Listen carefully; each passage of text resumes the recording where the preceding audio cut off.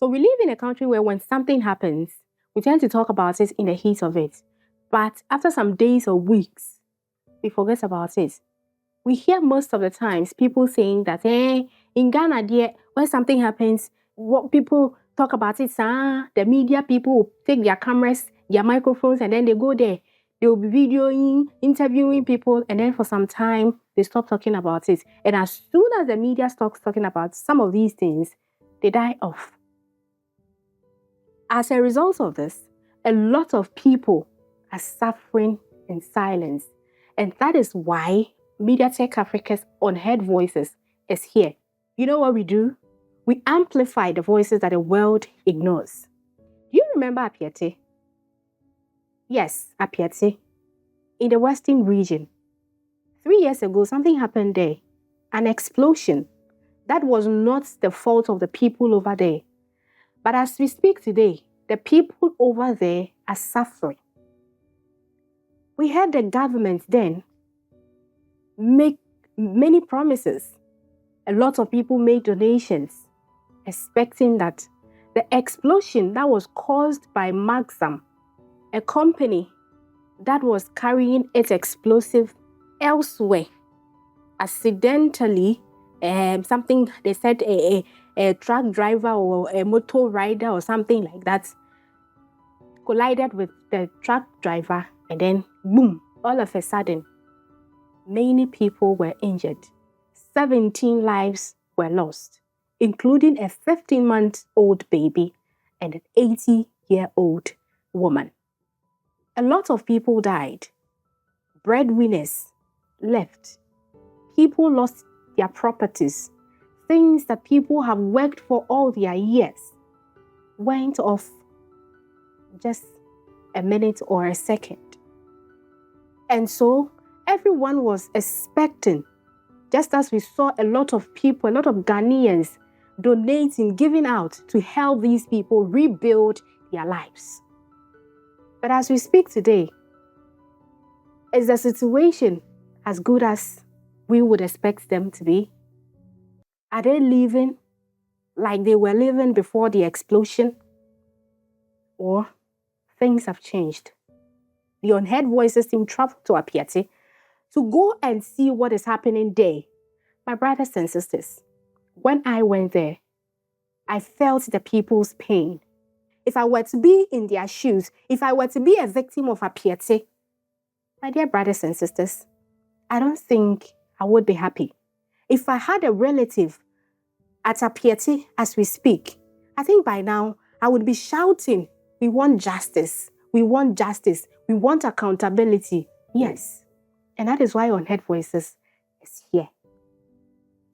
When I went to Appiatse, in fact, in Accra here, I knew that the people of Appiatse have been settled. Their houses have been given to them. They at least had something to restart their lives. It wasn't like that. Through the explosion, people got injured. There is this woman, Madame Cecilia Aban. A metal entered her body. She lived with it for days. She lived with it for days.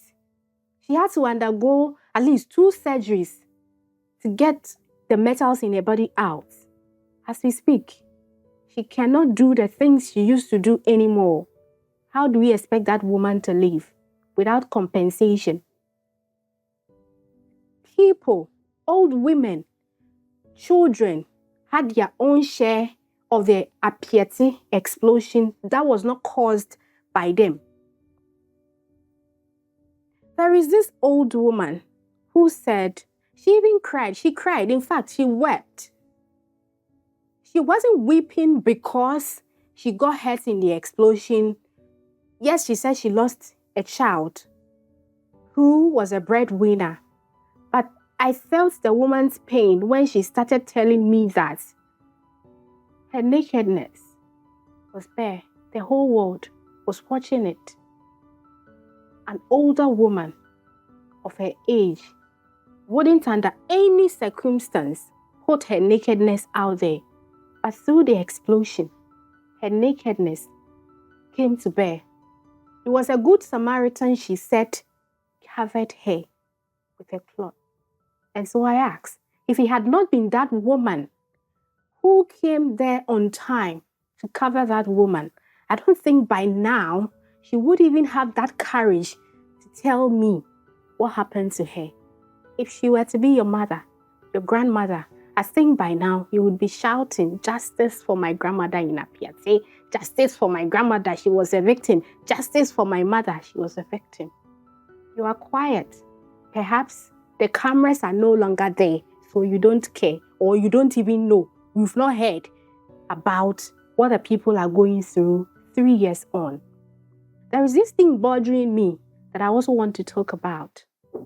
It's about how they were managed, because during that time, the people were sent to a relief camp because their whole community was leveled. Everything came down.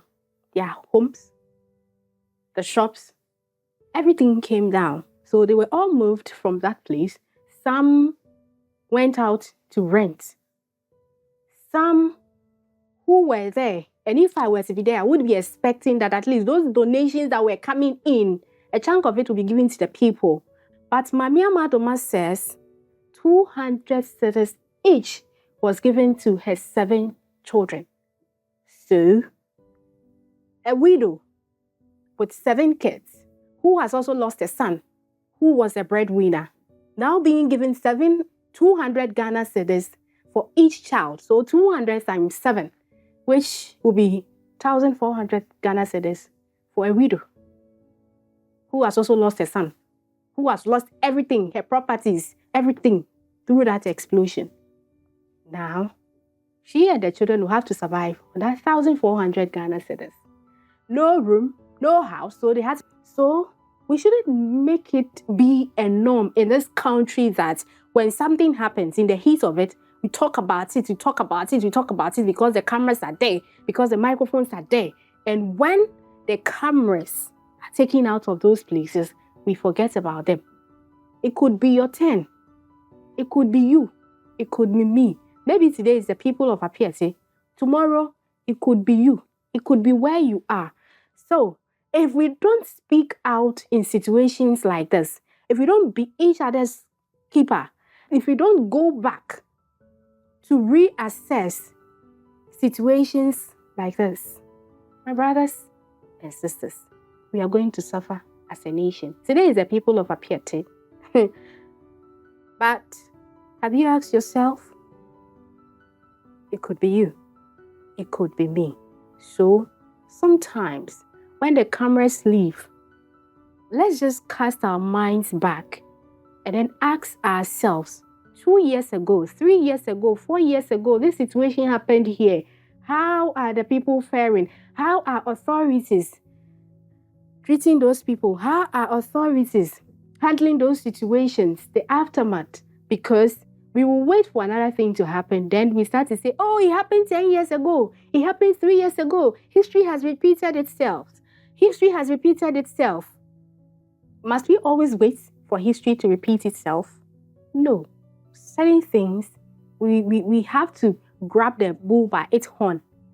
Solve the situation there and there so that history does not repeat itself. This is Unheard Voices. My name is Maame Efua Kwaduah. We have more of this for you. So, follow us for more.